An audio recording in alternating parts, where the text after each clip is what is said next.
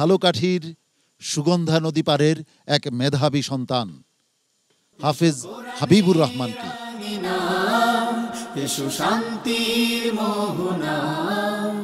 আসসালামু আলাইকুম ওয়া রাহমাতুল্লাহি ওয়া বারাকাতুহু। ওয়া আলাইকুম আসসালাম ওয়া রাহমাতুল্লাহি ওয়া বারাকাতুহু।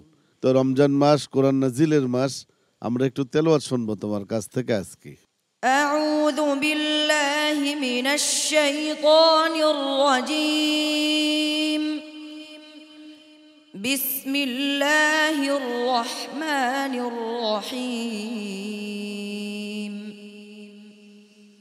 قالوا أولم تك تأتيكم رسلكم بالبينات قالوا بلى قالوا فادعوا وما دعاء الكافرين إلا في ضلال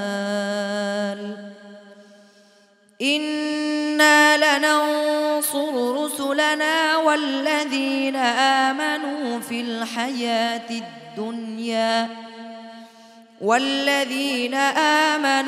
الحياة الدنيا ويوم يقوم الأشهاد يوم لا ينفع الظالمين معذرتهم ولهم اللعنة ولهم سوء الدار ولقد آتينا موسى الهدى وأورثنا بني إسرائيل الكتاب هدى وذكرى لأولي الألباب فاصبر إن وعد الله حق واستغفر لذنبك وسبح بحمد ربك بالعشي والإبكار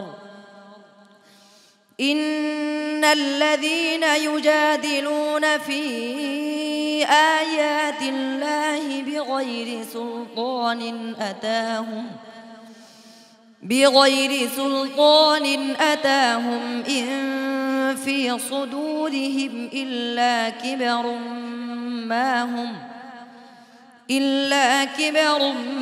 ما هم ببالغيه فاستعذ بالله إنه هو السميع البصير